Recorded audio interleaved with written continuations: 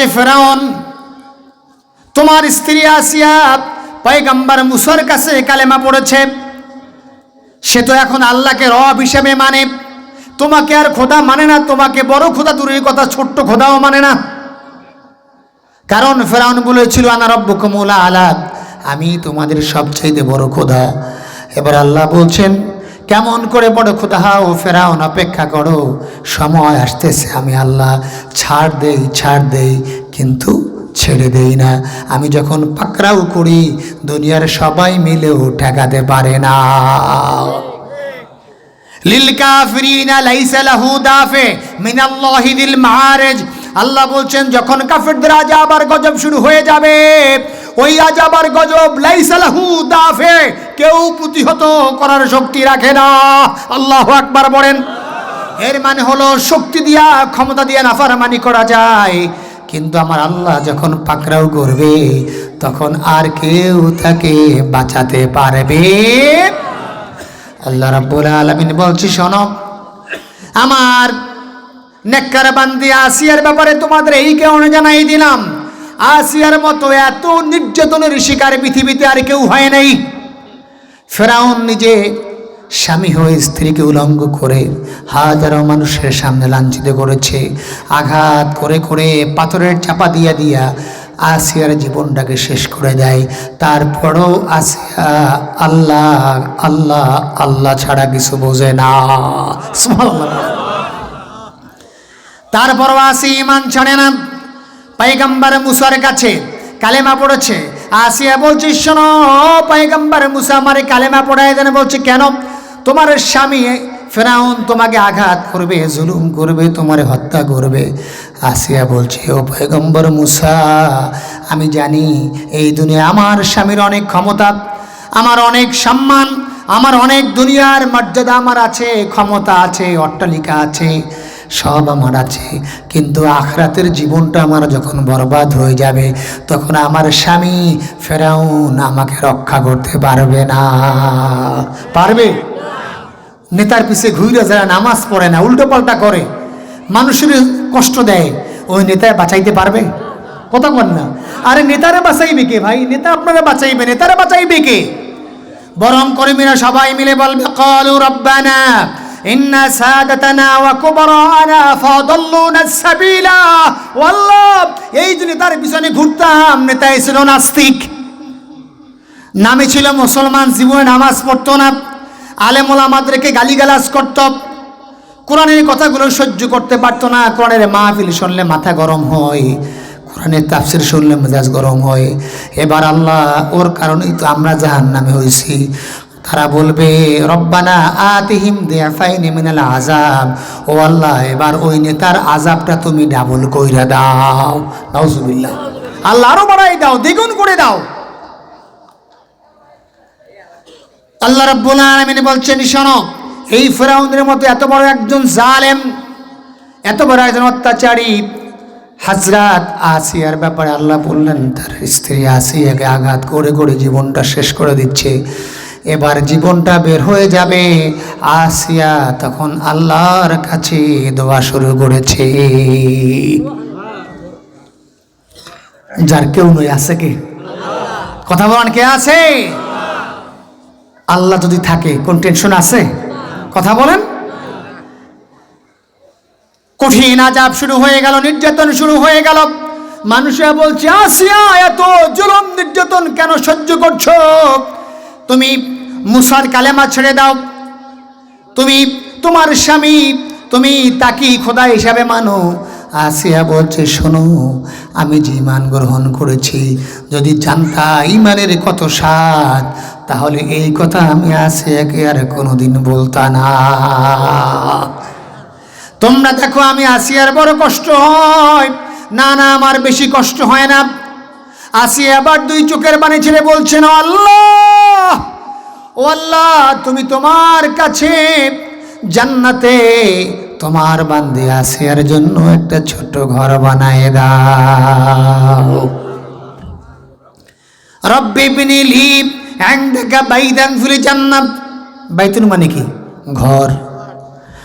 এবার আসিয়া কেঁদে কেঁদে বলছে, আল্লাহ, কত নির্যাতনার সহ্য করব, সহ্য করলাম তোমার দিনের জন্য, ইমানের জন্য।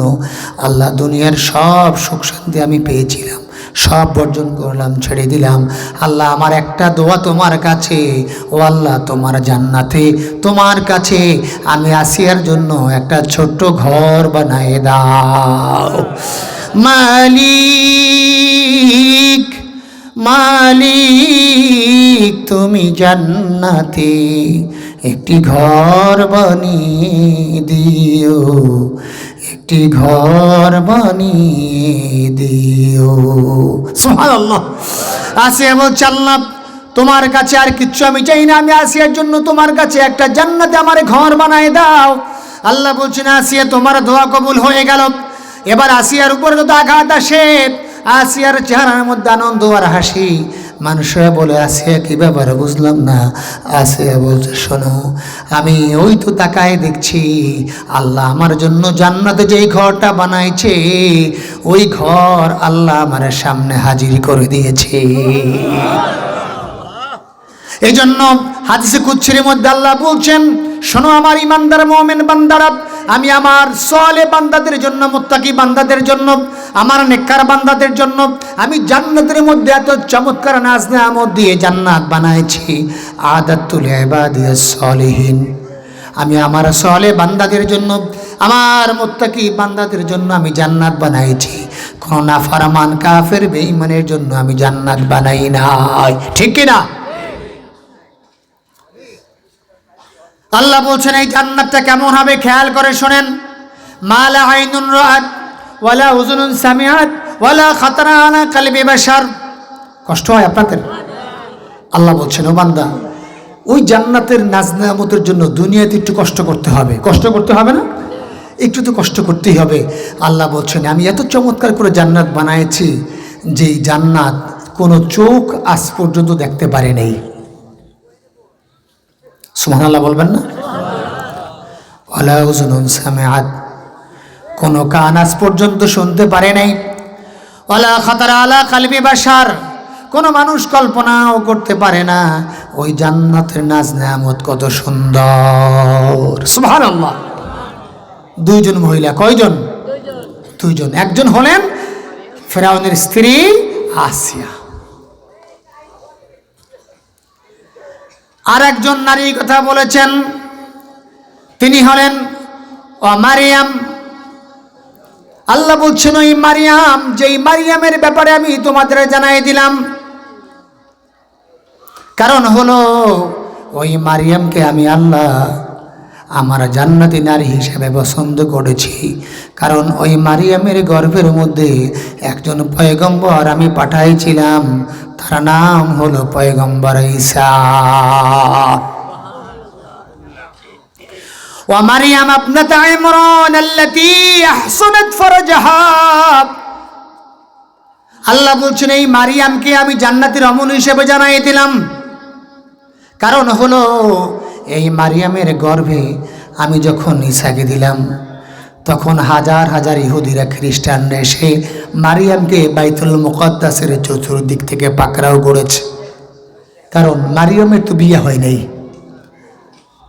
মারিয়াম আলাইহিস সালামের বিয়েই তো হয় নাই। তো মারিয়াম আলাইহিস সালামের বিয়ে হয় নাই, যদি এই এলাকায় এমন হয় যে শোনেন যে অমুকের কালকের বাচ্চা হবে কিন্তু তার বিয়ে হয় নাই, অবস্থাটা কেমন হয় বলেন তো? কঠিন অবস্থা না? এই গ্রামে থাকতে পারবে? তো আপনার সবাই পিটি সারা করবেন যে এত খারাপ মহিলা। তো হাজার হাজার ইহুদিরা আসছে, অমুসলিমরা আইসা বাইতুল মুকাদ্দাস ঘেরাও করছে।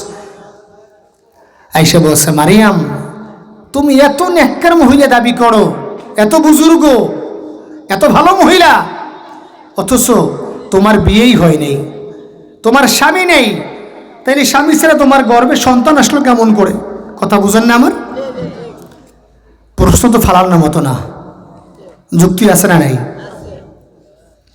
কিন্তু ওরা জানে না যে আমার আল্লাহ হচ্ছেন সেই রব যার মানুষ বানাইতে বাবাও লাগে না, মাও লাগে না, স্বামীও লাগে না। সুবহানাল্লাহ কর।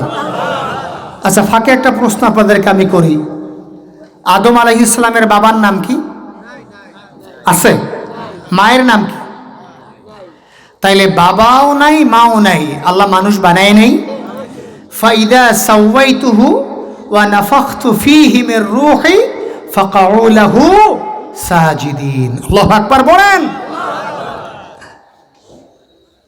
এখন আমরা যে প্রজনন প্রক্রিয়া স্বামী স্ত্রীর মাধ্যমে, আমাদের মা বাবার মাধ্যমে যেটা আসে, এটাকে বলে প্রজনন প্রক্রিয়া। এটা আল্লাহ আদম এবং হাওয়া আলাইহিস সালামের মাধ্যমে এই সিস্টেমটা আল্লাহ চালু করেছেন। কিন্তু আমার আল্লাহ হচ্ছেন সেই রব, বাবাও লাগলো না মাও লাগলো না। আবার ঈসা আলাইহিস সালামকে তার মায়ের গর্ভে নিয়ে আসলেন, কিন্তু তার স্বামী লাগলো না। ঈসা আলাইহিস সালামের বাবা প্রয়োজন হলো না। আল্লাহ পারেন কিনা?